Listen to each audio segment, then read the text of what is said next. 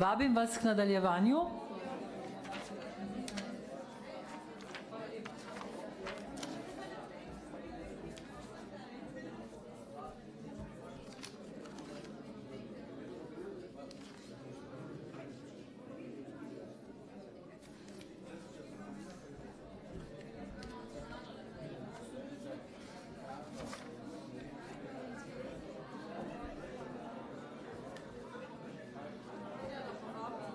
Sem že, nisi čula? Ti mene sploh ne čuješ. Nimam zvonca, sam to imam. Če bi znala oni beatbox, bi zdaj začela, tu bi vsi preleteli.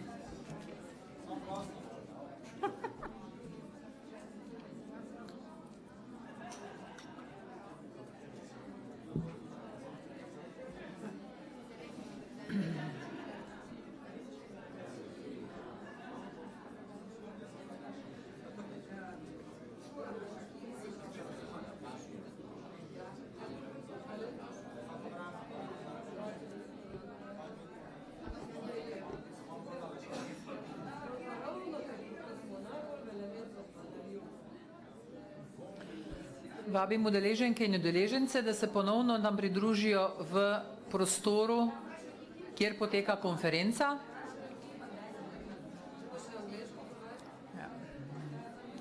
We will continue with the conference, so please join us again. Misliš, da to kaj čuje?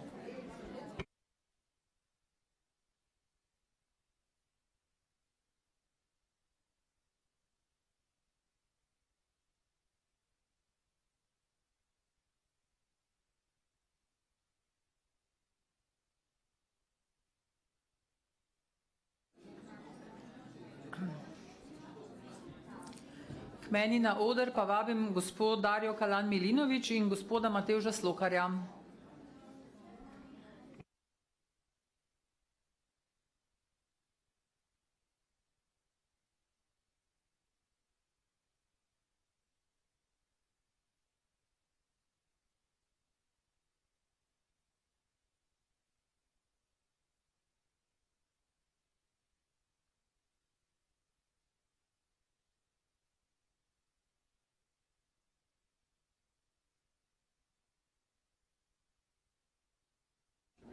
Super. Kam bomo pa to dali? To bom jaz držala, da kdo ne vzame.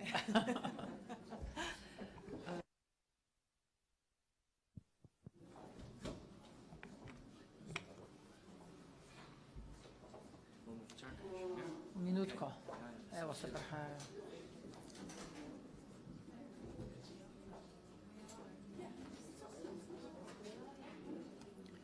To bomo samo klikali in je že film.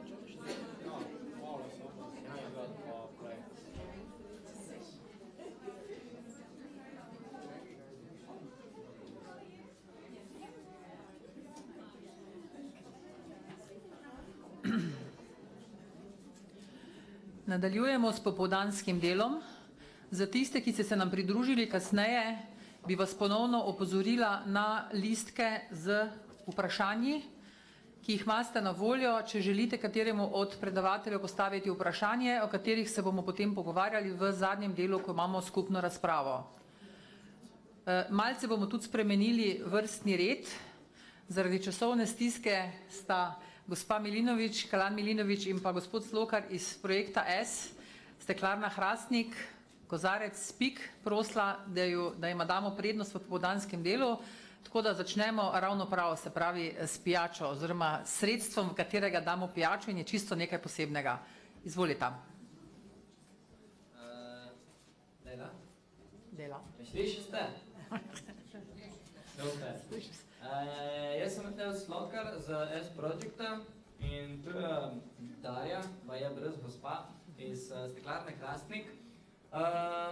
Mi smo naredili eno tako inovacijo, majhno. Prvo bomo malo povedali, kdo mi smo. Prvo bom jaz predstavil S-Project hitro, pol bo ona Steklarno Hrastnik. Pol bomo pokazali pa kar filmček, ko smo ga v bistvu naredili, ker je udeležen pač tudi pri prodaji naših spikurjev v angleščini, da boste videli, zakaj se pri nas gre. S-Project je projekt socialnega podjetništva, core business oziroma Stvar, za katero mi vsak dan zjutraj hodimo v službo, so mladi, ki jih izobražujemo, da postanejo kuharji. Trenutno imamo v Ajdovščini 9 mladih iz cele Slovenije, ki se v 6-mesečnem programu izobražajo v pomočnike kuharjev, zraven pa pač jim damo še neka znanja iz področja ekonomije, psihologije, osebnostne rasti in tako naprej. Tu bi bilo to, kar pa ta naš projekt rabi nek denar, da se financira. In ko jaz pravim, da socialno podjetništvo je podjetništvo, se pravi, da moramo zaslužiti denar na trgu, katerega pole namesto, da ga dobiček, namesto, da izplačamo lastnikom, ga uporabimo pa za razvijanje teh naših projektov. Tako da tu bi bilo na začetki o S-Projectu. Zdaj bom jaz Darjo prosil, da ona pove še malo o steklarni, pole bomo pa pokazali še našega spika, ko smo ga skupnimi močmi postavili na trg. Tako. Ja, jaz se zahvaljujem, da ste me danes povabili sem, seveda pa tudi Matežu, da mi pomaga. Nisem ravno najbolj vešča javnega nastopanja. Tudi v steklarni Hrastnik sem šele dobre 2 meseca. Moram pa povedati, da sem ponosna, da sem tam, ker skupaj z S-Projectom skušamo revitalizirati steklarno Hrastnik in pa socialno podjetništvo uvesti tudi v naše vode. Steklarna Hrastnik je stara sicer 160 let, bila je pred 4 leti v rdečih številkah. Z prihodom novega direktorja Andreja Božiča in njegove ekipe se njena pot strmo dviga. Želimo narediti pa več kot to, ne samo dobro zgodbo o tovarni, ki se dviga, ne pa spi tako kot ostalo naše gospodarstvo. Želimo nekaj prispevati tudi za mlade, ki si ne morejo privoščiti šolanja, in to delamo zgodbo skupaj z S-projektom. S tem širimo zavedanje o naših izdelkih, ki so posebni, izgledajo nestabilni tako kot mladi, pa vendar v svoji vsebini niso. Kaj več si bomo pogledali na filmu, če vas pa bo kaj zanimalo, sem pa pripravljena odgovarjati na vprašanje. Še tu moram povedati, da me bo naša direktorca jezna. Vsi spiki so na voljo na različnih prodajnih mestah v Sloveniji. V Sloveniji imamo vse del bencinskih črpalk od Petrola. Vse me sliši stari? Ne, prevaja. Oni ne slišijo. Ne vem, jaz Se ne slišite? Evo, zdaj me pa slišite, ne da? Zdaj pa prevajati. No ja, naši spiki so na voljo na bencinskih servisih, v Mercatorjih, v Šparah, internetna prodaja doyouspeak.org oziroma sproject.org, lahko pridete do linku, kupite prek interneta. Kar se tiče tujine, pa trenutno vse pokrivamo pač prek interneta, tako da če je kdo tukaj iz tujine, mu ga lahko tudi dostavimo domov.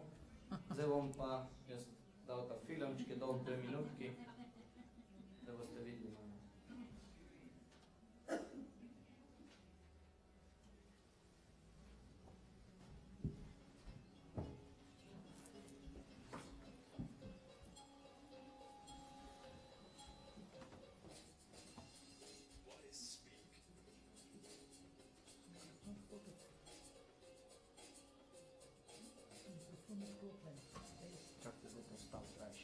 Mikrofon ni vklopljen.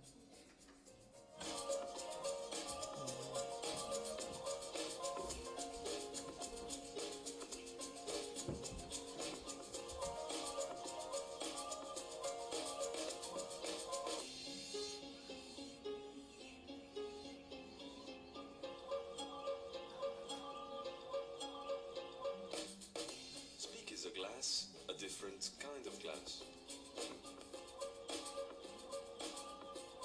There's nothing flat about it. We could say it's a glass that rocks. It stands out. It's a 1 in a million. It's great for soft drinks, water. It's perfect for whiskey, vodka, and gin.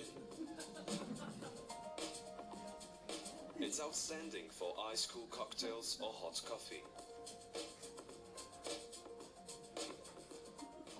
Why speak? It looks good, and it helps you to look good. It creates the right mood. You could say it even tastes good. We have to sell 7,162 speak glasses to create an opportunity for one young socially disadvantaged individual. 7,162 speak glasses for a new life and education within the S Academy. Speak up and help us educate more underprivileged youngsters.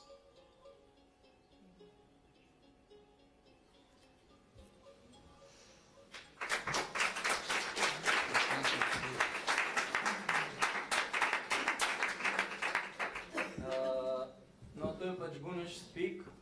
Jaz bi za konec sam še povedal, da meni se zdi, da tako, kot smo se mi lotili cele zadeve, je dokaj v redu, zato ker steklarna Hrastnik ne da tisto, kar zna ona delati, oziroma kar tam oni delajo že 160 let, se pravi dobre produkte in imajo dobre prodajne kanale. Socialno podjetje pa ni da zgodbo, s katero se bo ustvarila dodana vrednost nekmu produkti in bomo od tega si pole dobičk seveda razdelili, ker socialno podjetništvo ne podpira tega, da bi sam prejemel denar, ampak mora denar znati ustvarjati.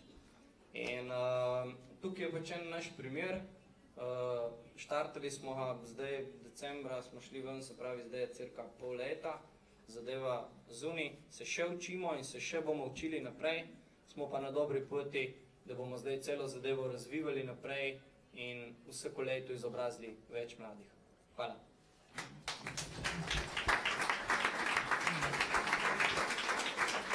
No, upam, da vsaj nekateri poznate zgodbo S-Projecta in S-Akademije. Tisti, ki je ne, sem prepričana, da vam je bo Matevž kasneje v razpravi z velikim veseljem razložil. Hvala obema za res konkreten začetek popoldanskega dela. Zdaj pa vabim na oder gospo Maggie O'Carroll, izvršilno direktorico v The Women's Organization UK, ki nam bo predstavila primer dobre prakse The First Arc Group.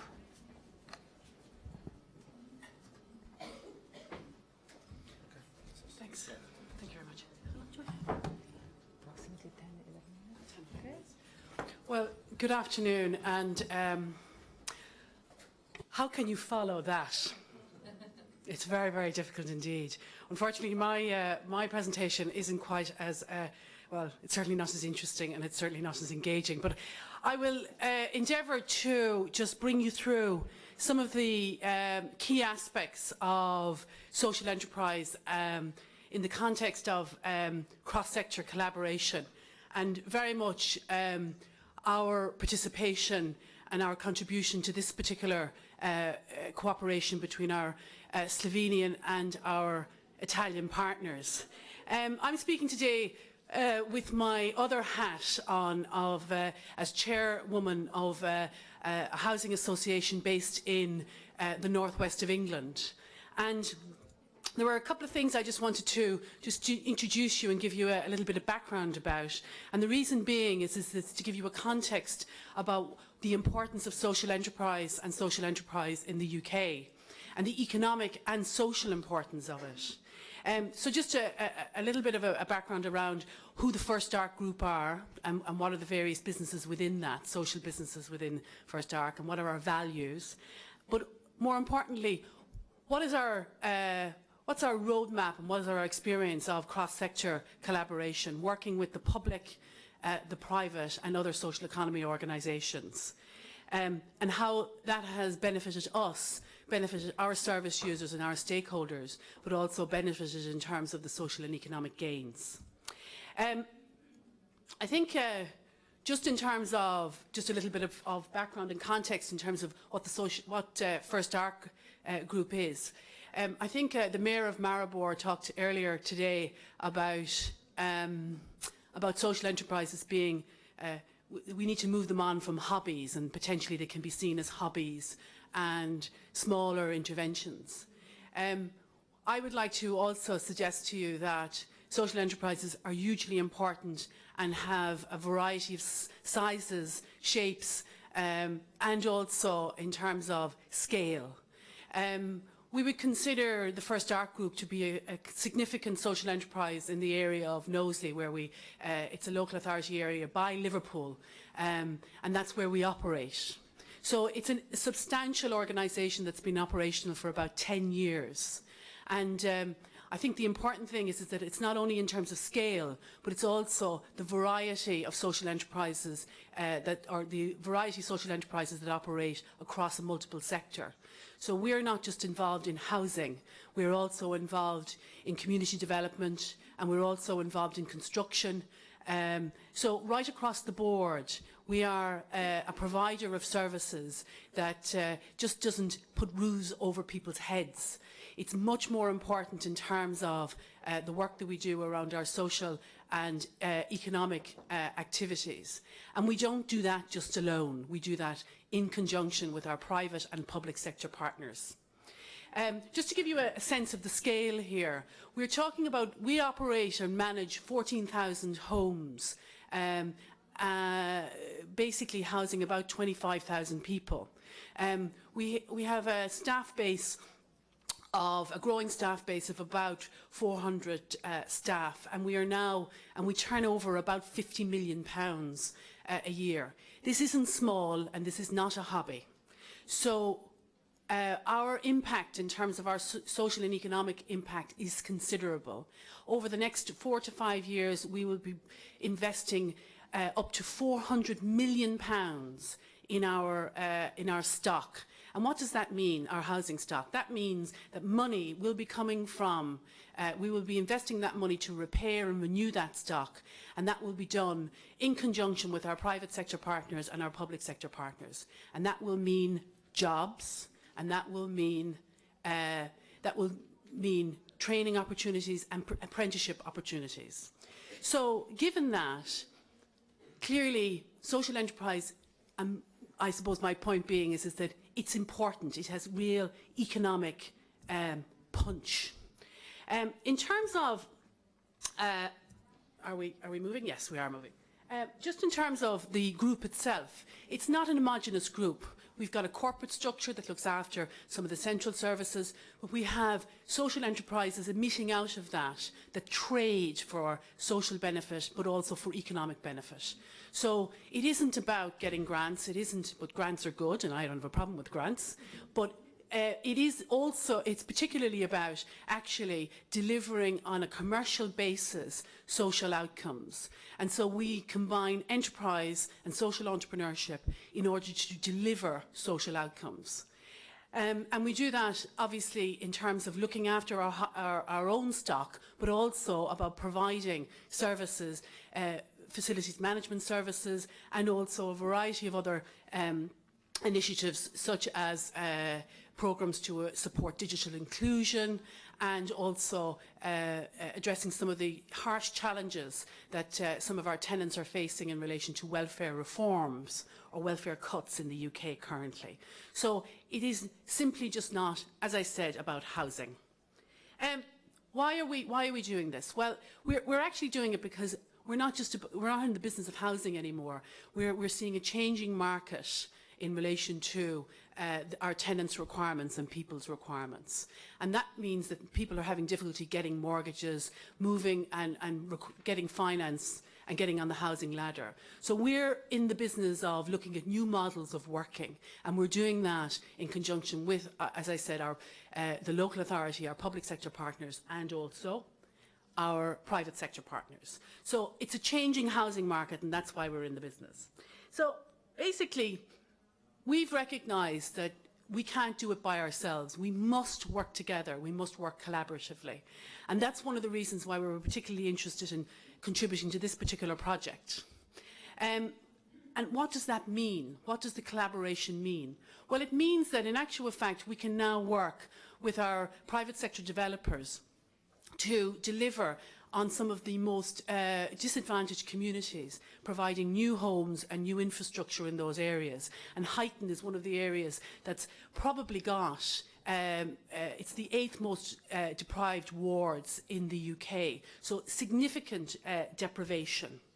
And it's not just, as I said, the housing element, it's the education, it's the idea of health and crime, and we are involved with a partnership arrangement between the Knowsley Borough Council and our private sector partners across the board in order to help tackle that. So one of the ways that we do that is obviously by providing opportunities to people in terms of the job opportunities and the training opportunities that we develop and we have through our development programs. So big programs, we're talking, this isn't small scale, it's 1,200 units, 1,200 houses. These are, rebuilt and redeveloped and some new housing stock as well. It's not just about housing, it's about health centres, it's about communities and neighbourhoods. So these areas are hugely deprived and require a collaborative approach in order to be able to really tackle those issues in a sustainable way. So, and also with our ageing population, we're obviously also interested in such schemes as extra care housing schemes which enable people to live independently as they get older. And so these extra care schemes are really designed for people that are really require particular support to be maintained in the community on an independent basis. But again, an example of collaboration with the health sector, ourselves as a social enterprise, and also again in terms of our private sector providers who provide domiciliary care within those extra care schemes. So, and as I say, it isn't just housing, it combines a holistic approach, a holistic model, which pretty much combines restaurants, on-site care teams, IT, training and education, and a real resource within the community, a neighbourhood resource in its own right. So what are our themes? Our primary themes really is about partnership. It is about people, and it's about communities, and it's about the environment. And they're the principles that we believe that we are able to share with some of our other partners within the public and private sector. And that we can actually share the learning and share the development and the risk of forging new ways of operating. Again, as I say, the partnership, this is an example here in terms of our Knowsley Home Care Associates, is that this is a perfect example of how we deliver in a partnership arrangement. It recognises our ability to be able to do things, but do things better and more efficiently and more effectively if we are in partnership.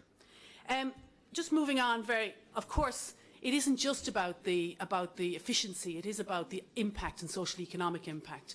And clearly, our commitment as an organisation has been driven to the environment, has been driven by our ability to be able to work with private sector partners in the development of innovative environmental technology, which we are also deploying. So, to conclude, I think that the one thing that we've recognised as an organisation is that individual activity gets us to a point, but collective and collaborative activity with our private and public sector partners gets us much further, much quicker and much more effectively. So again, thank you for the opportunity to speak. Thank you to the conference organisers, and I'm delighted to be here. Thanks.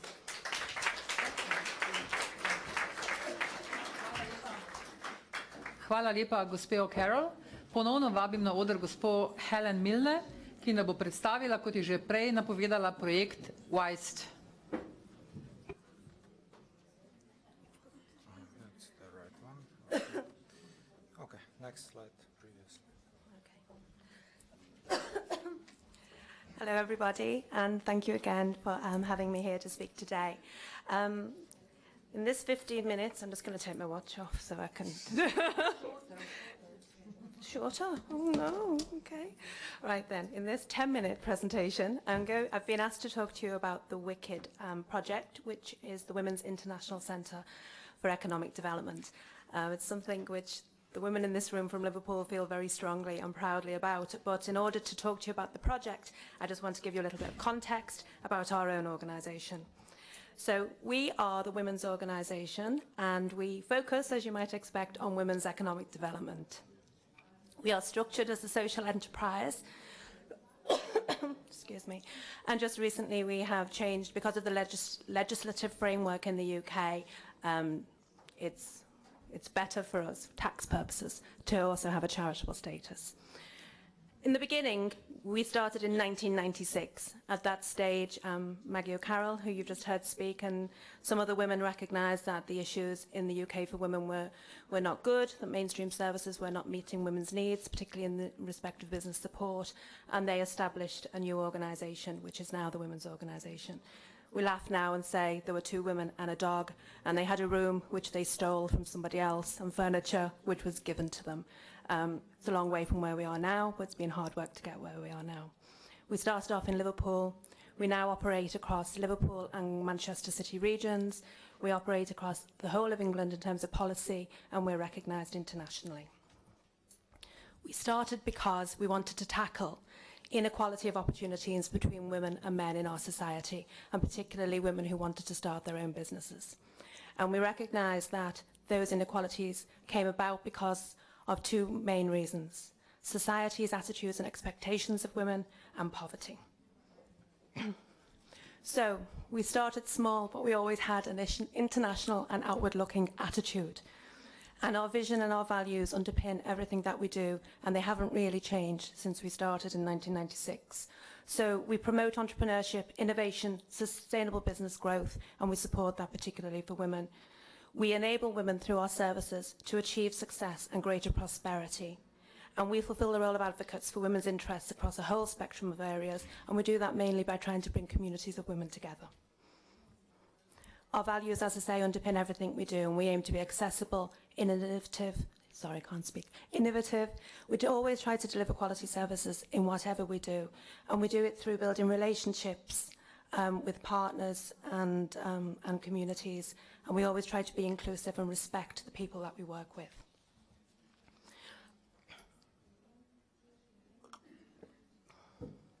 So, the UK, it's not all good in the UK. 40 years ago, we achieved the Equal Pay Act for women, but still, women only receive 85% of the pay of men in our society. Women are underrepresented in many areas, particularly science, technology and engineering, and are overrepresented in other areas in terms of horizontal segregation, particularly in health, social care and education. So we have an imbalanced society in respect of gender. And in the UK, despite being 52% of our population, women are only 22% of our national government, 10% of board members on the top private sector businesses, hold 26% of jobs in the public and voluntary sector where their representation is strong, and 15% of jobs in top media. So there's a lot of work to be done, and we're trying to do some of it. So what we've achieved so far, since '96, we've achieved help providing services to over 21,000 women, and helped more than 2,500 of them to start up their own businesses, and we do that through engagement and enabling processes. Those new businesses will have created at least 4,000 jobs and contributed 250 million to our local economies.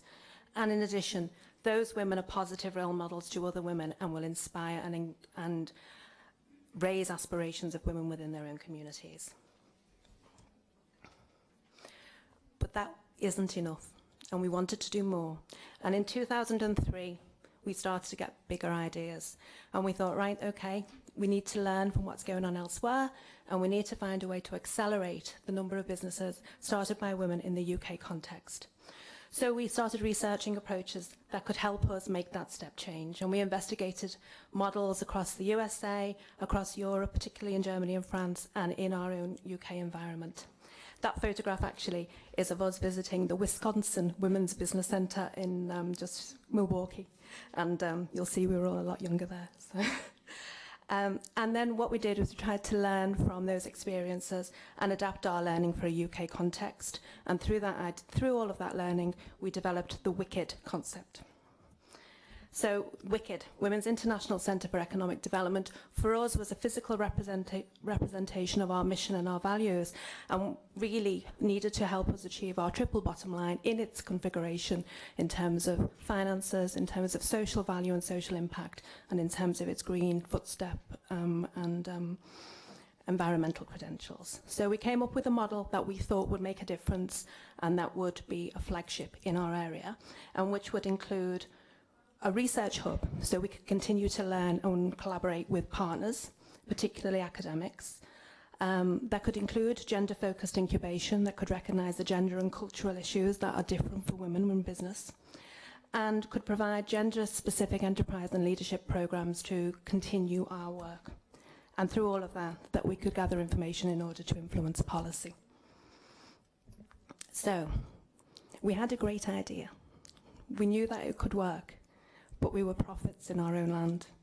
We were a women's organisation that had just been doing things, and we needed to be able to have other people believe in our idea in order to achieve it.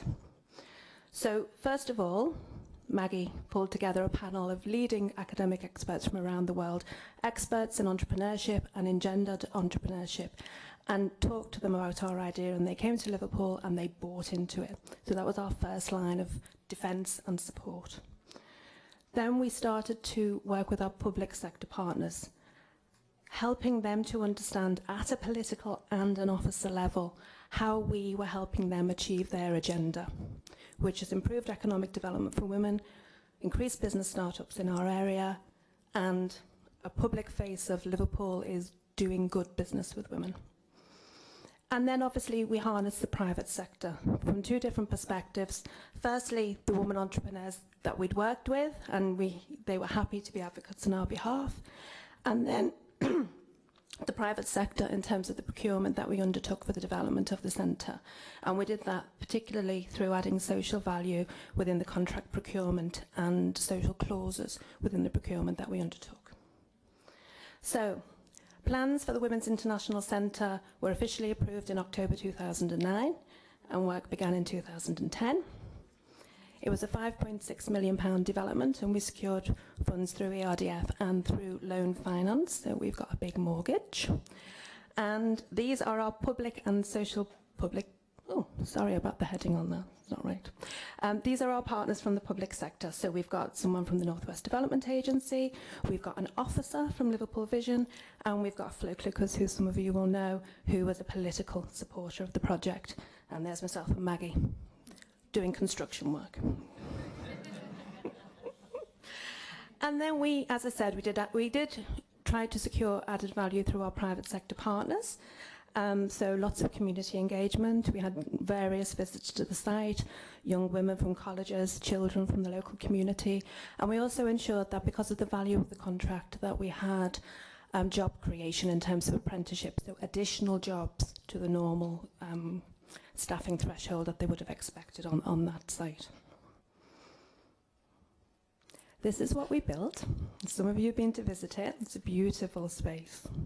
It's environmentally friendly, lots of fresh air, lots of wide open spaces internally, lots of space to communicate and to network, and lots of open plan. It's a great space to work, it's a great space for conferencing, and it's a great space for meeting. More importantly, it's a great space for the women who occupy it and feel safe and feel empowered by it, which is what we wanted to achieve. So the issues of partnership. First of all, we had to develop a shared vision with the right people in the partner organisations. The right people is important. You need people who have the influence and can support you through the processes. And we recognised that it wasn't just about talking to people, it was about convincing and building trust with those people so that they understood what we were doing, why we were doing it, and when we were doing it. If things changed, they were part of that process and they bought into that. With the different partners, we had to find the common motive for collaboration. Each partner was going to get something different about engaging with us in this process, and we needed to be clear with them what it was so we could keep them on board right but sometimes was a little bit of a difficult process. And obviously there were some people who just didn't want to get involved and actually actively didn't want us to do what we were doing because it wasn't going to be supporting their agendas. So we had to learn to manage that resistance and try and bring those people along with us, or at least minimise the disruption and the risk to our agenda. And then we have to balance the power relationships. So sometimes we needed people to do things for us, and we had to give them the credit, and we had to take a back seat. Sometimes it felt like other people were getting all the credit and we were taking all the risk. But in terms of our longer term agenda, what we wanted to achieve in terms of the mission of our organisation and the social value we wanted to achieve, those things were worth it.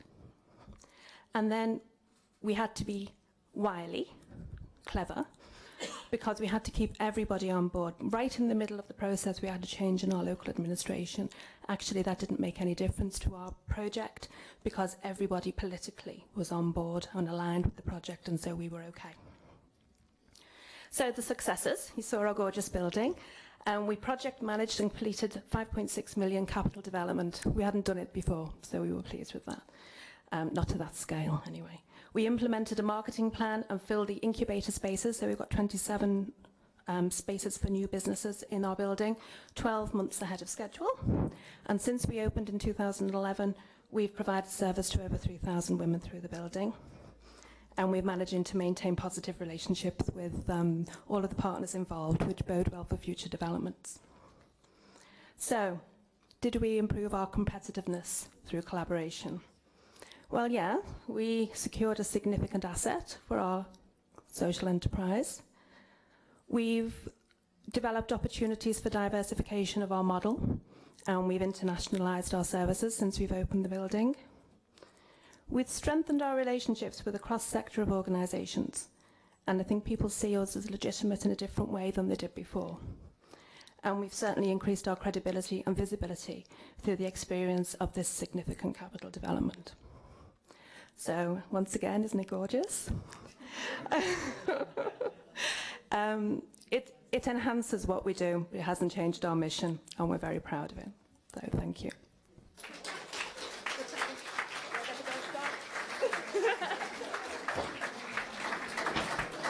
Hvala lepa, to je bilo zelo časovno usklajeno. Upam, da ste vam kakšna vprašanja porodila. Ponovno vas opozarjam na listke za vprašanja. K besedi pa vabim gospo Katerino Pilon, ki bo predstavila primer dobre prakse La Casa Onlus Foundation.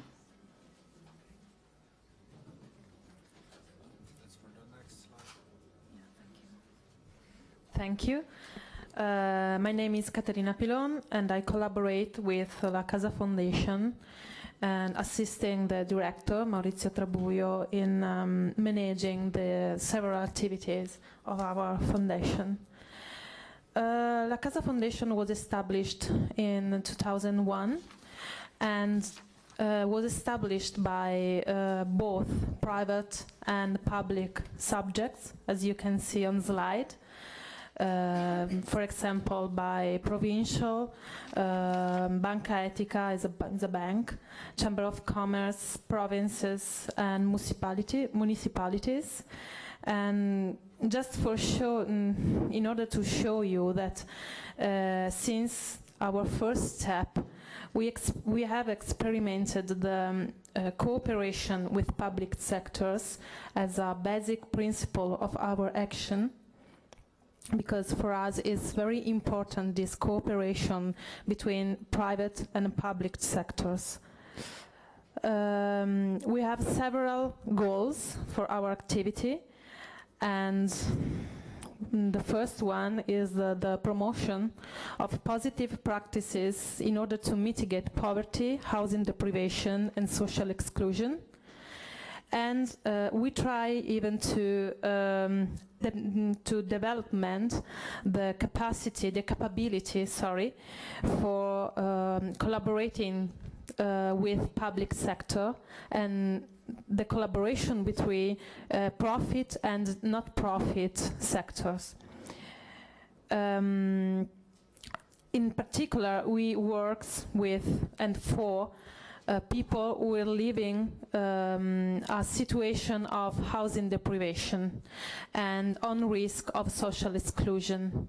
We work on social housing, in fact, and we have a very articulated and complicated organization, but I'll try to make you easy.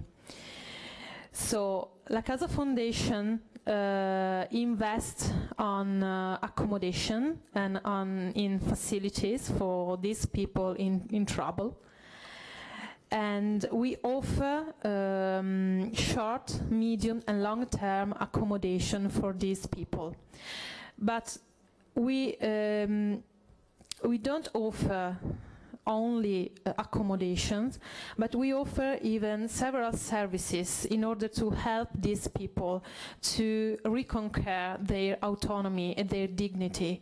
And we do that through the ISA activity. ISA is a special, a peculiar agency that works with these people in order to provide accommodation for them and to help them to become autonomy again.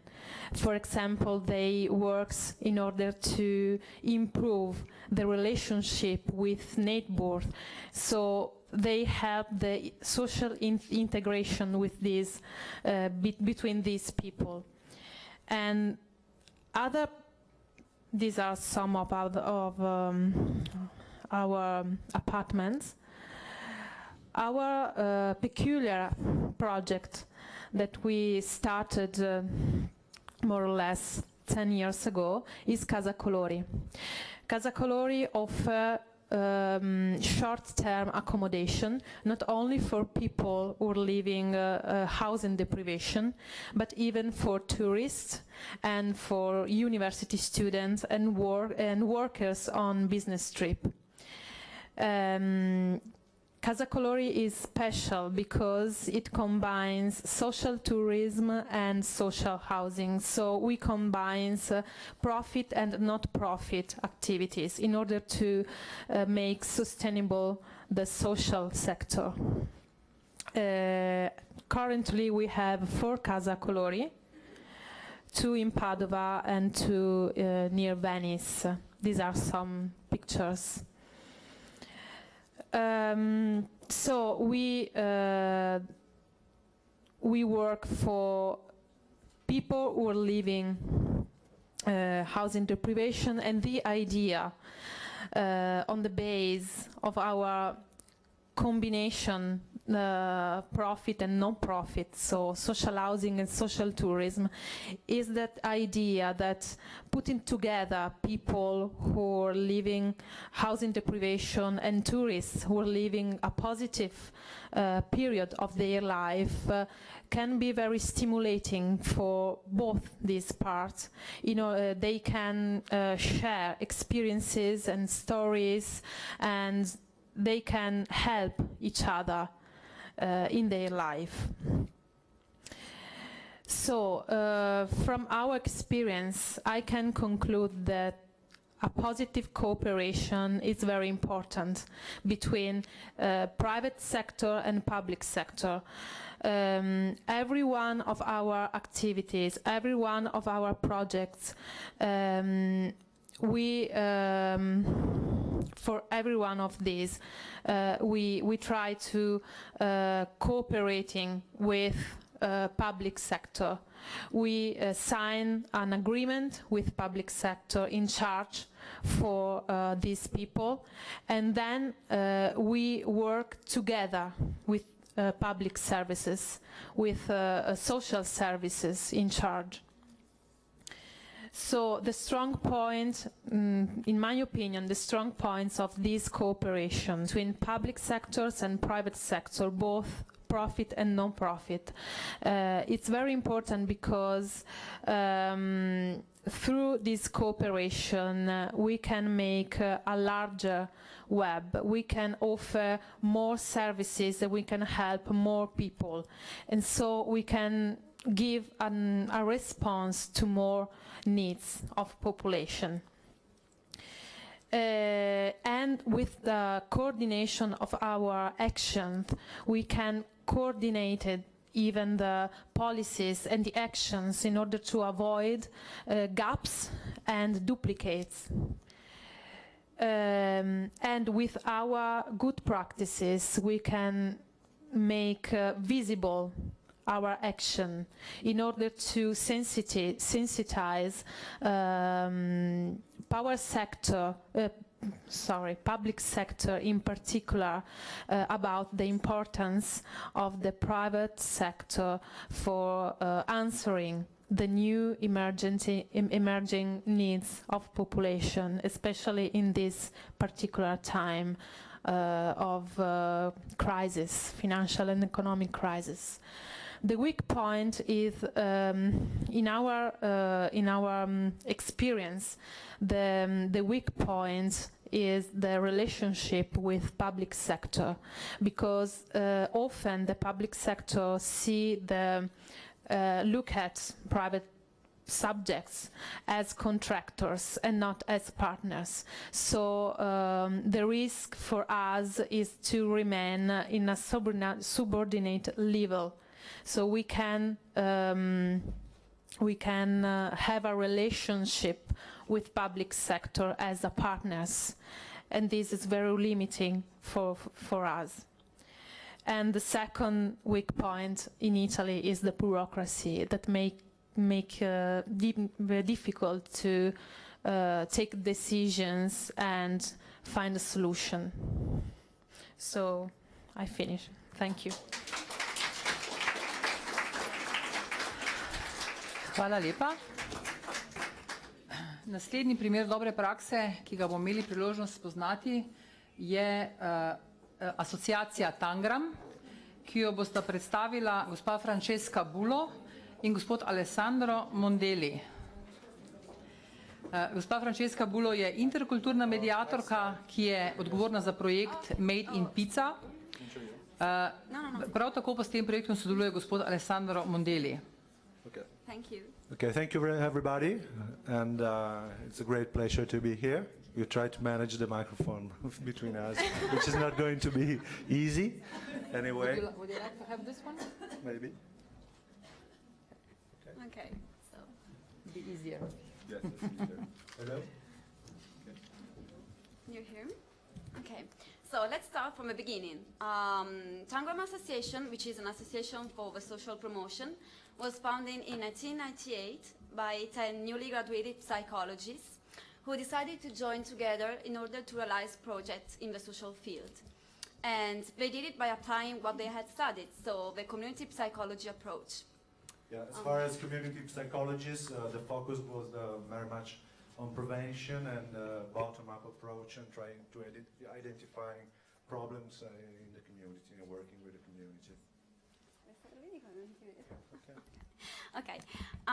Okay, as Alexandra explained, this approach was particularly helpful to inmates because thanks to recreational activities like sports, music and theater and so on, they had the possibility to rebuild themselves, working on a new and better identity. So a new identity for inmates, and at the same time, a stronger identity for Tangram Association, because Tangram was recognized for its work in jail within the local community. Here's a list of some of the activities. Yes, if we have a look at the activities carried out, we will see a lot of professional training courses, aiming, of course, with the idea of creating some job opportunities for the future, and some other training courses or some other activities like yoga and shiatsu are obviously carried out with the idea of give some opportunities for expressed feeling, and because obviously the jail,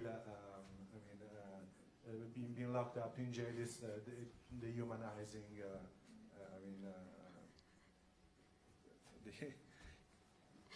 Okay, so.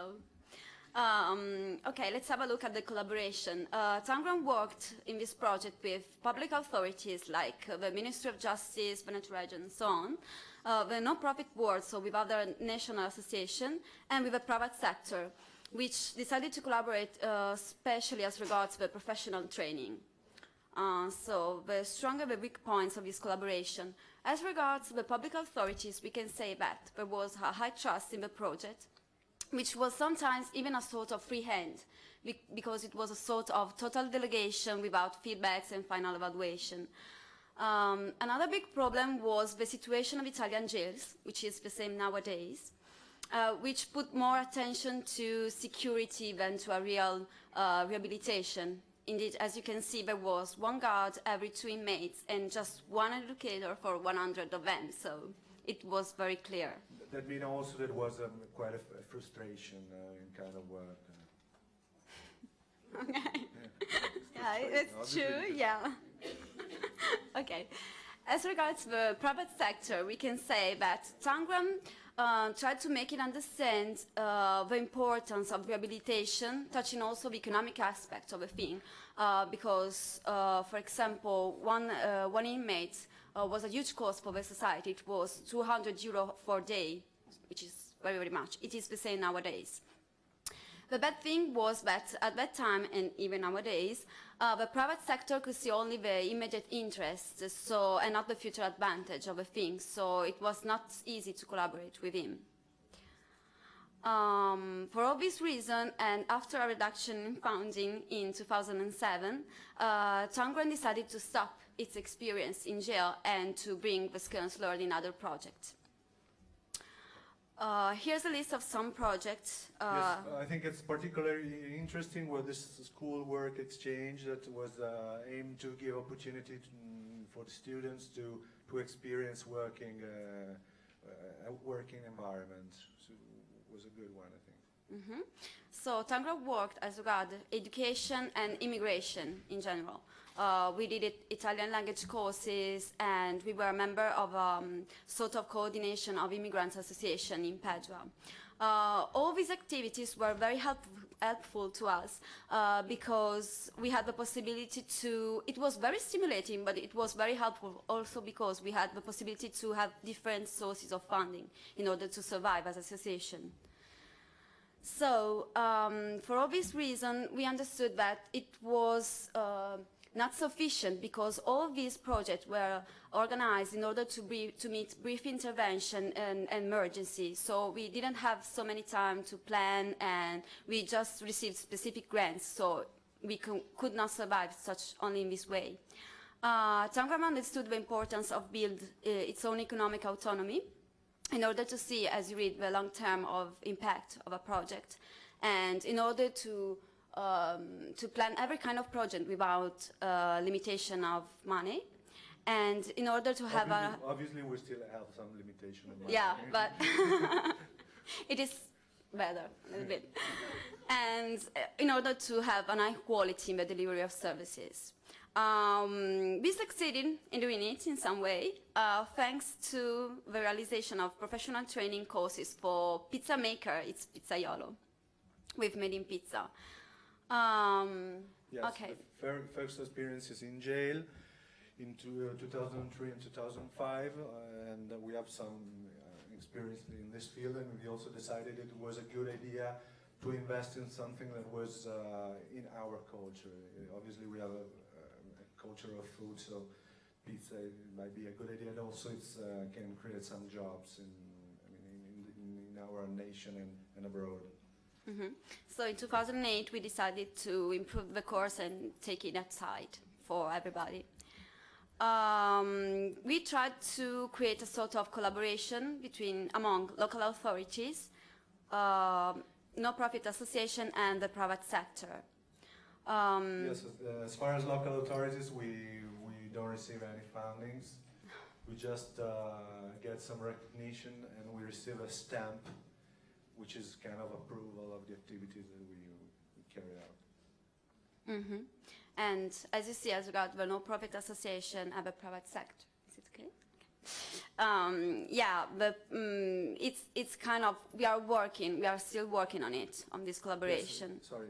Oh, yeah. In no-profit association, we sometimes get some good deals in terms of renting space where we organize our activities. As far as private sector, we mostly receive help in terms of, do you say raw materials and tomatoes, ingredients. That obviously we need a lot of them, and it's Okay. good help. So some figures about our activities. Yeah, pretty good. 140 participants qualified last year, and 37% were unemployed. And we are seeing currently that more and more people there are trying to increase their income, so as a second job, which is not good really, and for passion and maybe in the future. Okay. Mm-hmm. Okay, so we succeeded what we aim. So we are more economic independent in some way, and we can plan also other projects. Future steps. Yes, it's all of the participants in our courses are linked with us for present help, hopefully for the future, and we are trying to increase awareness on social problems, and for the future we are trying to create a cooperative to facilitate the open of their own business and to export our courses and our gastronomic culture abroad. Okay, that's all. Thank you so much. Hvala lepa obema. Vidim, da naši prezentatorji postajajo vse hitrejši, sploh več ne rabimo uporabljati opozorilnikov. Tako da sprostite se, prosim, dovolj časa imamo na voljo. Zdaj pa vabim k besedi gospo Mojco Redko, direktorico Lutkovnega gledališča, in pa gospo Majo Škontra, socialno podjetnico, ki nam bosta predstavili projekt Lutkovne kooperative.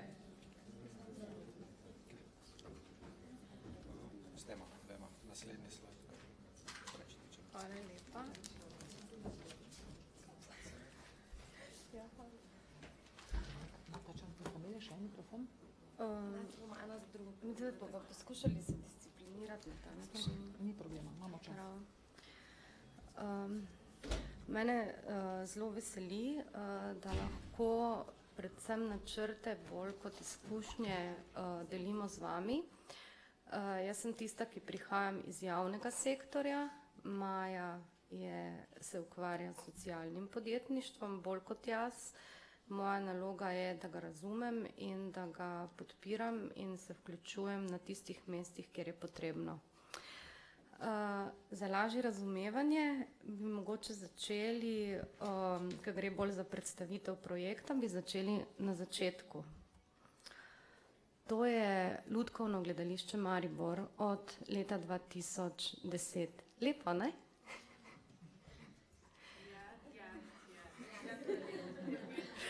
Prav. Ampak bistveno je vedeti še kaj drugega. Lutkovno gledališče Maribor je javni zavod.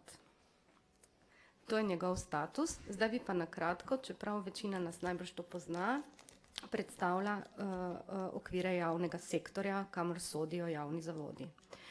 Se pravi, javni sektor je pri nas izraz, s katerim zajemamo vse javnopravne organizacije ali osebe javnega prava, tako pravi zakonodaja, in sicer se v javnem sektorju opravljajo javne funkcije, uresničujejo se javni interesi, zadovoljujejo se javne potrebe, in sicer to so tiste potrebe, glede katerih se sprejme odločitev, da jih bomo urejali kot javne zadeve na ravni državne ali lokalnih skupnosti. Obseg teh javnih zadev in pa seveda razmejitev javne in zasebne sfere ni nikoli objektivno dana, ampak je zmeraj stvar odločanja državne skupnosti. To rada poudarjam takrat, kadar se zgodi, predvsem v obdobju recesije, da postane javni sektor tisti parazit, ki troši zelo veliko denarja, odvečje, osovraženje. Pozabljamo pa, da smo se sami odločili, da ureja naše javne potrebe. Obseg za javne organizacije, torej javne organizacije, ki delujejo v javnem sektorju, so torej tiste, ki zadovoljujejo te javne potrebe. Zdaj pa zato, da bi te potrebe zadovoljevale na transparenten in zadovoljiv način, se pravi na dosti visokem nivoju, obstaja seveda en kup ene rigidne zakonodaje, ki ureja ta javnopravni režim, posebna zakonodaja za javne uslužbence, poseben javni nadzor, potem seveda tudi potrebe po lastnem zaslužku, potem, da se storitve zaračunajo, postavljajo se neke cene ali prispevki, to vsi poznamo, ki se potem regulirajo in nadzirajo. To je teoretično, V resnici pa se ljudje trudijo po svojih močeh, radovedno gledajo okoli in iščejo načine, kako bi znotraj javnega sektorja naredili čim več, če imajo to motivacijo. V našem gledališču ta motivacija obstaja, razlogov je več, večinoma pa so zelo preprosti. In sicer gre za relativno mlado kadrovsko strukturo. Gledališče je sicer že staro, ampak zaradi preselitve v nove prostore je bilo dopuščeno dodatno kadrovanje. To so še dobri stari časi, 3 leta nazaj. Tako da se je tam zgodila velika generacijska sprememba, potem pa tudi dodatne upokojitve in je zdaj približno več kot 50% zaposlenih novih, mladih, kar pomeni z ambicijo, glede na to, da gre za kulturni zavod, z ambicijo ustvarjati, delovati, delati dobro, delati več, biti prepoznaven, nekaj prispevati. In se mi zdi, da zaenkrat še zmeraj skušamo ohranjati to atmosfero. V resnici je pa to tako, V Sloveniji obstajata 2 institucionalni lutkovni gledališči, ki sta opredeljeni kot javna kulturna zavoda z namenom opravljanja javne službe na področju lutkovnega gledališča. Naše je eno izmed teh 2 in ima status mestnega gledališča, ker je njegov ustanovitelj mestna občina. Do selitve je bil pretežni financer, razen 1,7%, je bil pretežni financer država. Se pravi, ministrstvo po nekem odloku ustavnega sodišča iz preteklosti in mestna občina ni participirala pri sofinanciranju delovanja lutkovnega gledališča. Ker pa je prenova objekta bila delno financirana tudi iz evropskih sredstev, pa seveda obstajajo zavezujoče pogodbe, ki slonijo na investicijskih programih, ki zavezujejo delovanje kulturnega zavoda, ki upravlja sedaj s to infrastrukturo v nekih določenih obsegih, okvirih, se pravi količine produkcije, zaposlitvene strukture in podobno. To je to, kar nam je omogočilo neko dodatno zaposlovanje, po drugi strani je pa to ta nek nebodiga treba, ki je pritisnil na mestni budžet in je ob tem, da je tako ali tako že ta prenova bila tako zelo draga, dodatno obremenil letni proračun. To je zdaj gledano iz tega zunanjega vidika.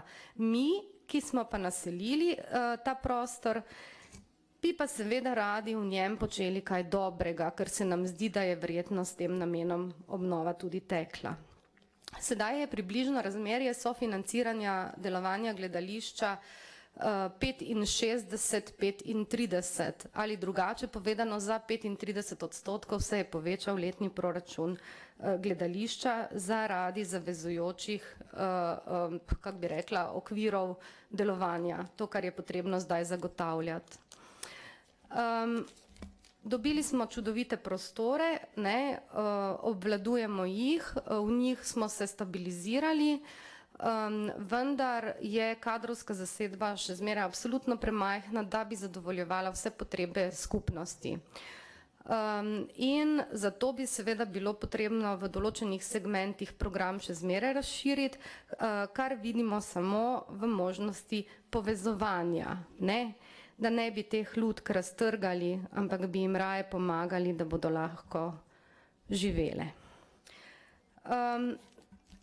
Prvo, kar nas je nekako spodbudilo k razmišljanju o dodatnem programu, je to dejstvo, da ne zagotavljamo programa v vseh teh dneh v tednu, ko je zaželeno in pričakovano od nas, ker nas k temu zavezujejo tisti že prej omenjeni regulativi javnega sektorja, pri nas je to tudi kolektivna pogodba. Drugo, nimamo toliko strokovnega kadra, ki bi lahko posegal na področja, ki ne sodijo na področje lutkovnega gledališča. In četrto, zdelo se nam je, da bi mogoče v smislu podpore neke mlade iniciative ne naredili samo nekaj dobrega v socialnem smislu, pač pa tudi v strokovnem smislu. Ob dejstvu, da smo lutkovno gledališče, ne premoremo študija lutkovnega gledališča v Sloveniji, pa počnemo te stvari z nekimi alternativnimi občasnimi delavnicami, seminarji in podobnim. In bi tudi skozi prakso morda lahko kaj takšnega ustreznega naredili. Predvsem pa je bistveno to, da na nek način bolj aktiven vključujemo ljudi v to ustvarjanje na tem področju. Aktivno pa mislimo v smislu recimo sodelovanja na delavnicah, lastnega ustvarjanja in kreiranja, spoznavanja prostora, večje prisotnosti v tej lepi infrastrukturi. To so tisti bistveni cilji, ki pa jih seveda sami ne znamo rešiti. No in potem se je v mesecu decembru 2012 zgodil en splet naključij.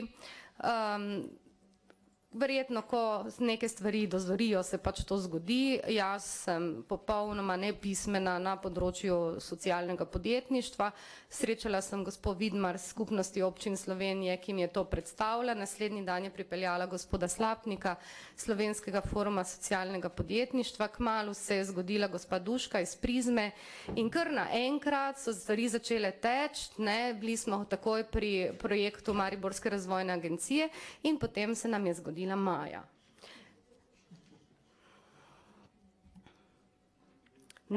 Tak približno se počutimo, kadar smo dobre volje. Namreč, zakaj gre, Kadar je kriza velika, je seveda vse in prijetne, in lažje, in hitreje, kadar se povezujemo, In vzpostavitev lutkovne kooperative v prostorih lutkovnega gledališča, gre pa za specifične prostore kavarne, za spremljevalnimi prostori, tega nismo povedali, ki so urejeni in prazni, to je ta javna infrastruktura, čaka na uporabo. V njo, če bi zdaj rekli, glede na kvadraturo celega objekta, koliko je bilo vloženega denarja, ampak ni načina, da se to vzpostavi in steče, čaka, nas pač malo ovira zakonodaja in sicer ta prvo, kar zdaj najbolj aktivno rešujemo in je tudi naša stvar, dali smo pobudo za spremembo zakona, ki uravnava uporabo javne infrastrukture in sicer zelo preprosto ne vključuje pojava socialnega podjetništva še v Sloveniji iz tega razloga, ker je pač zakon o socialnem podjetništvu mlajši od onega prvega, pa je zdaj to treba dopolniti in uskladiti. To je ena stvar, medtem iščemo začasne rešitve, na kak način bi pa to lahko zagnali, kjer smo menjali nekaj pristojnih sogovornikov, pa ne dobili odgovorov, tako da smo zdaj angažirali svojega lastnega pravnega strokovnjaka, ker se drugače ne bo premaknilo. Tako da to je ena stvar recimo z našega vidika, seveda posredujemo vse informacije o programu, ki teče, ki ga majna ekipa potrebuje pri oblikovanju programa in urnika delovanja in vsega tega, kar je potrebno. Potem seveda tudi dovolj strokovne podpore pri programski zasnovi, ki naj bi bila dopolnjujoča v povezavi z lutkovnim gledališčem, ker je tudi prostor sestavni del gledališča, povezan je, se pravi, ko je enkrat kavarna odprta, je tudi gledališče odprto in ljudje bodo razumeli, da prihajajo v isti prostor, ko bodo prihajali tudi samo v kavarno. Tako da ta povezljivost in povezanost programov je pravzaprav nekaj, kar nas močno zanima in pri čemer vztrajamo. In absolutno pač poskušamo se povezati in absolutno je to cilj, se pravi z vidika lutkovnega gledališča, da naj bi lutkovna kooperativa bila naravna in kakovostna dopolnitev programa javnega zavoda, ki bo obiskovalcem minoritskega samostana, torej prostora, ki ga naseljujemo in s katerim upravljamo, dodatno, predvsem pa drugače nagovarjala, animirala, motivirala za stalni obisk, mestu dodala nujno kvaliteto, ohranjala obnovljeni kulturni spomenik v dobri formi, hkrati pa upamo, da prerastla v en center ene mlade ustvarjalnosti, izmenjave informacij, pa seveda možnosti nekega optimističnega razvoja.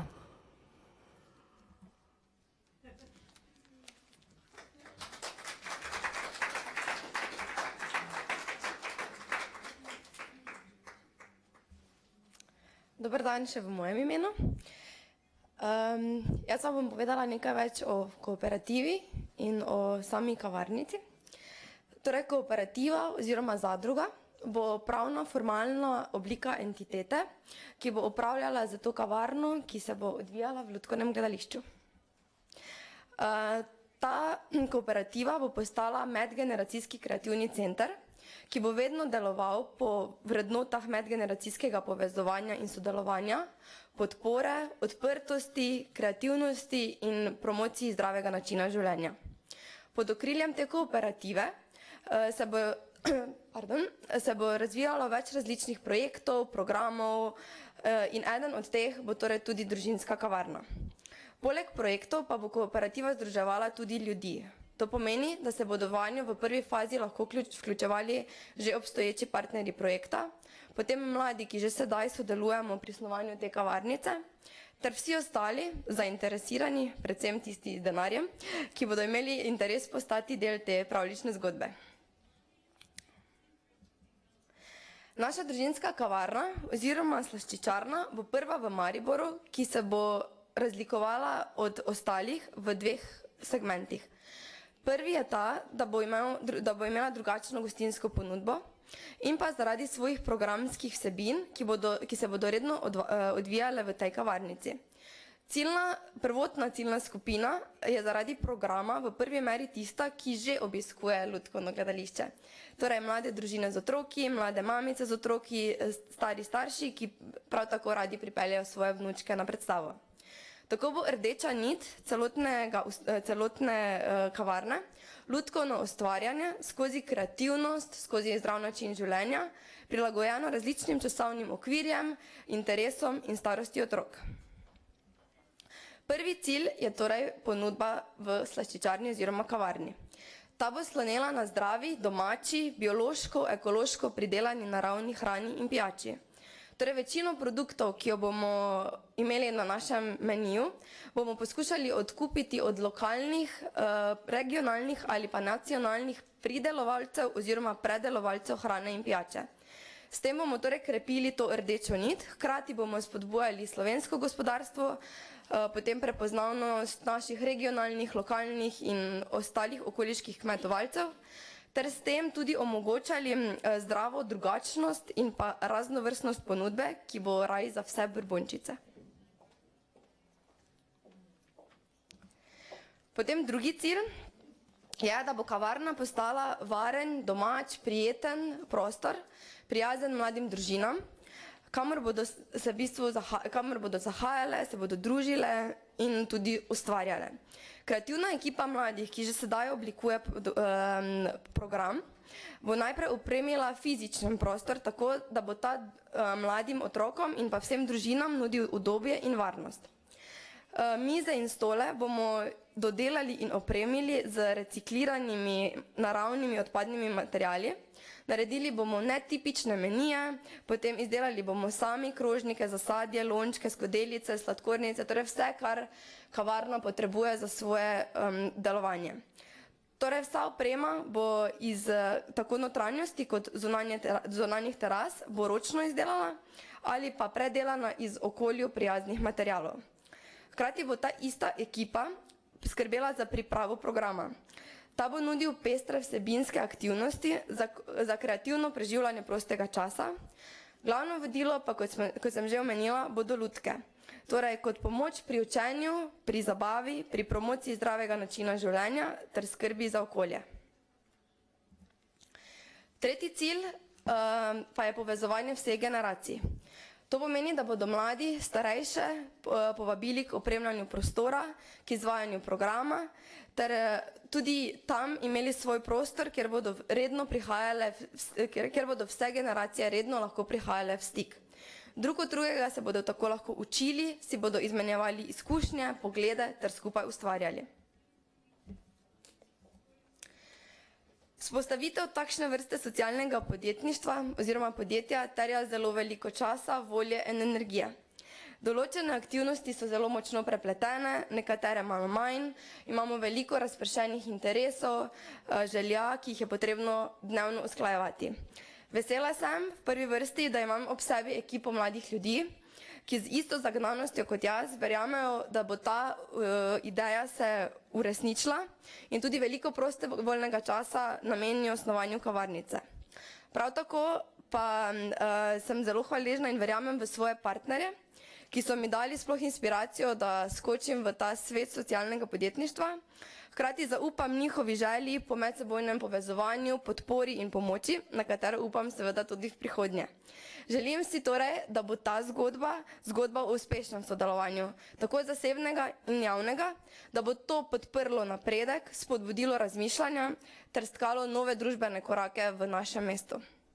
Hvala lepa in upam, da se nam tudi kmalu vi pridružite.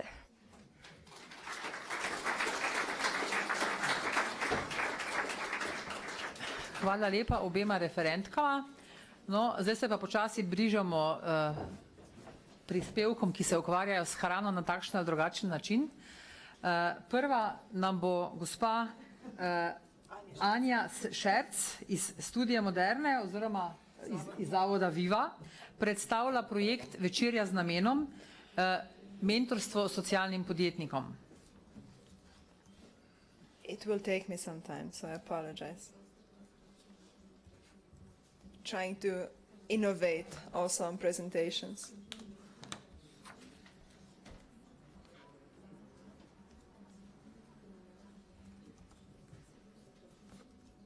So this is my email.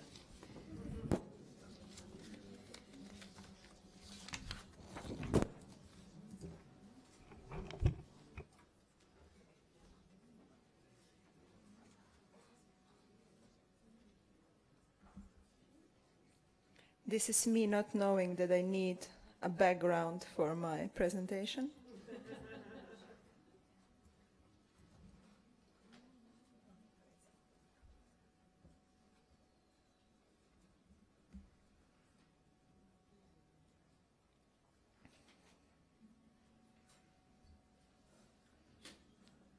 And this is me being awkward because I don't have my partner with me that could talk to you while I'm presenting my presentation.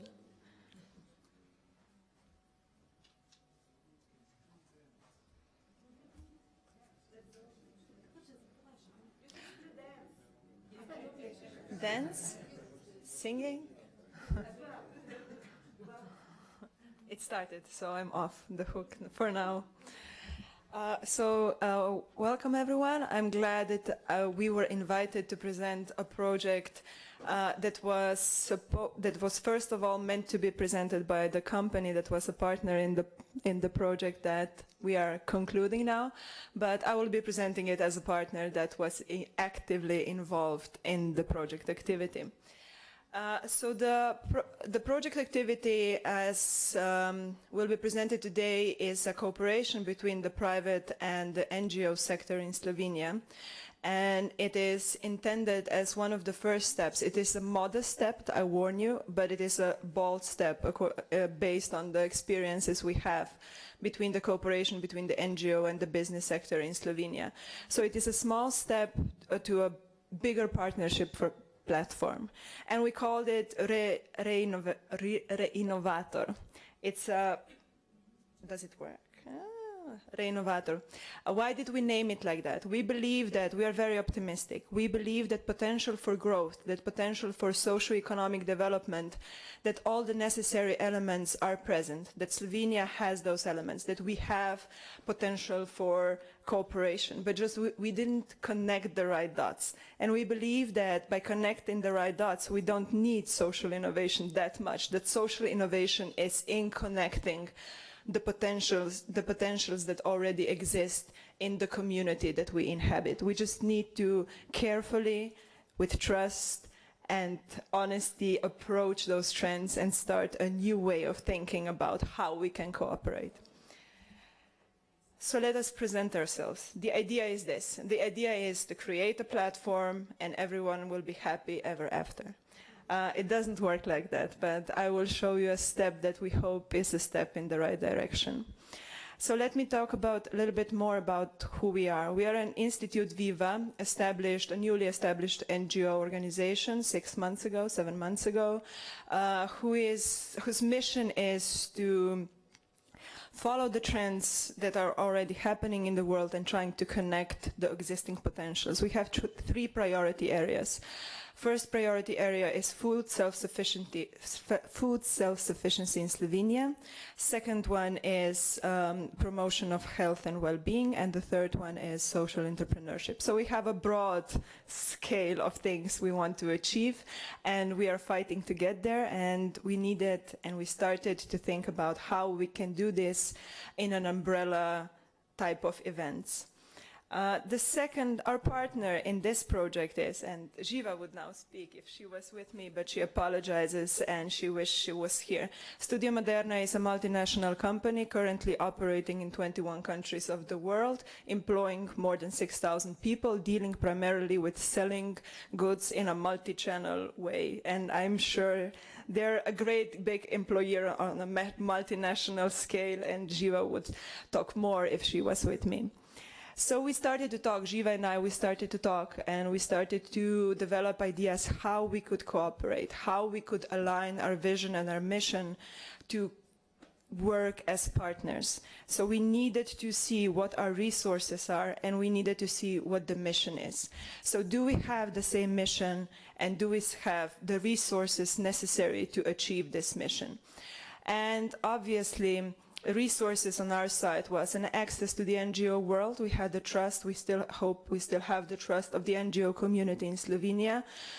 We have the knowledge of social trends, what is happening internationally in the sphere of NGO community. So we know how to approach. We know the basic skills. We are still learning, obviously, but we have the basic skills and knowledge of the global trends. On the second hand, Studio Moderna has the knowledge of selling stuff. Obviously, they are very successful in doing so. They have the knowledge of marketing, and they have specialists who can help build stronger partnerships in that regard. And we had the same mission. We realized that we have the mission of using the existing potentials in the society to improving the world to be a better place. We are starting with Slovenia for the moment.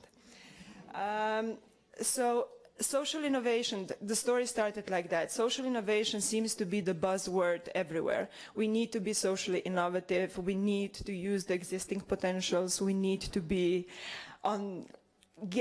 finding out-of-the-box solutions for the problems that exist in our societies. So social innovation is something that is heavily promoted, but does not necessarily have the background to achieve it. So Slovenia traditionally has a strong dependency of NGO community on national resources, which I still believe is a good thing, don't get me wrong, but we are in the crisis, and in the middle of the crisis we need to find ways how to get out of this crisis and make the state again a strong player, as we were already heard. We need to keep the interest, the public interest, always at our heart, but social innovation can help us get through the crisis. On the other hand, we have almost now a swear word today, corporate social responsibility, meaning that companies are getting more and more aware that they need to produce social impact if they want to be successful on the market. This is also one of the better consequences of the crisis, getting the ones who were making profit before the crisis to pay their dues in a way back to the society. So corporate social responsibility is a trend that, if done correctly, can change the landscape of cooperation between the NGO sector and the impacts we can have on society. So now we just need to find a strategic alliance. How can we bridge the gap between the NGO world and the business sector, which currently does exist, and where there's a lot of distrust, I must say that quite legitimately distrust that does exist, but we need to bridge this gap. It has been shown, and everyone knows it. The NGOs are not getting the money anymore and the necessary knowledge to succeed in the world from the state. The state is in a way disappearing, and on the other hand, companies are getting aware that they will not be able to flourish and do their business as usual if they do not adapt their ways and change their behavior and their impact on society. So a strategic alliance is, at first hand, we all need money and we need trust. So this is the basis. Let's start from that. But in order to achieve that, we first need to meet. We haven't been meeting that much. The NGO community was keeping to itself, and the business community was keeping to itself. I'm not going to speak about where they were meeting, but there were different places. Like spatially, there were separated places where people could not meet, could not exchange their ideas, could not get to know what each has to offer to the other. And obviously that has created a legacy of distrust, a legacy of critical approaches to one another. So we thought, would you like to join us for dinner? What we did is, we conceived an event at which these people, where the NGO community and the business sector could meet, could talk, and where better to do that than at the dinner. You know, those crazy family meetings you have, and where there's always someone problematic, but in order to have a successful family reunion, we all keep a bit to our side. So food is a connecting moment when we can talk, we can share, we all want to have the dessert. So let's not argue before we get to the dessert. So we thought, okay, let's invite friends. The business community, Studia Moderna, has a strong business community behind it. The leader of the company, or the co-owner of the company, is Sandy Češko, who is actively trying to promote the need for businesses and the NGO community to cooperate. So he was the one, and his team were the one who led, like the top management was the one who led by example, invited their friends. We, on the other hand, the Institute Viva, we have our own friends. They are not the same friends than they have. So we thought, okay, we'll invite our friends. And the dinner happened, and this is what came out. Let's show some photos. So here we have a representative of the company Bhutan Plin and the representative of the company for disabled people, like selling, not marketing, this is a wrong phrase, but a woman who was very successful in getting employment for the disabled population in Slovenia. They're talking, they met. The second one is, we have the representative of the Ekologi brez meja, a very successful ecological movement in Slovenia, and we have a business mentor from the CEED organization. They met. Here we have some familiar faces. We have the representatives of the Slovene Forum for Social Entrepreneurship. We have Sebastian, the representative of a successful social enterprise. And we have a member of the co-working team. And they met the representative of media. Podjetnik is a national magazine promoting new business practices. So they met. We wanted to be an attentive host. We knew that if we just get the people in the same room, that wouldn't be enough. They would talk about family, they would talk about weather, probably about what's wrong in society as a whole, so we wanted to focus the conversation. And before the event happened, we invited all the guests to present themselves.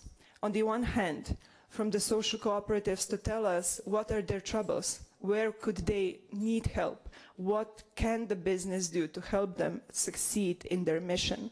And on the other hand, we asked businesses to tell us how they understand corporate social responsibility. What are their strong points? How would they help if they would have the chance to meet a trustworthy partner? So we did all that before we started, before we invited them to the same dinner.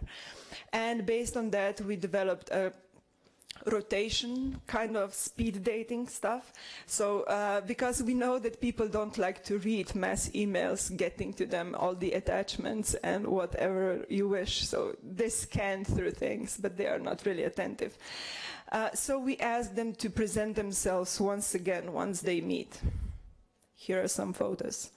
So we have Sebastian and Jure explaining how the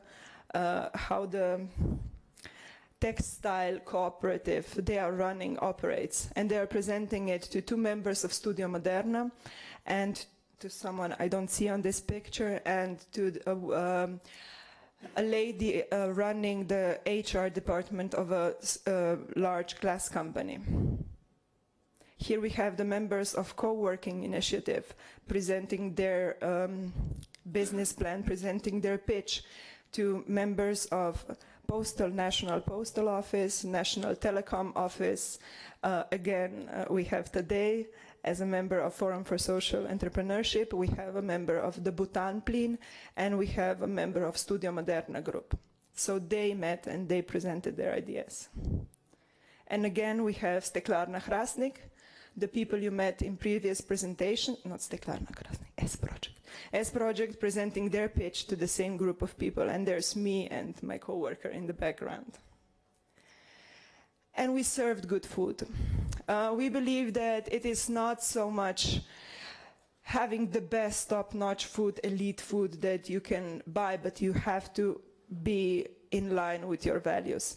So we invited all the guests to come to and we invited them to the restaurant of the Est Project. So they all came and all met in person what it means to gain the experience of running such a cooperative, of what it can do. So this is not just someone selling some not very appealing food, but this is someone who is presenting a holistic restaurant offer that is on the level of top restaurants in Slovenia.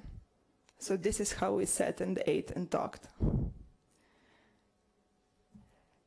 Now comes the hard part. We are having a creative hangover. The event we organized caused a lot of buzz in the media. We had the national coverage of the national television.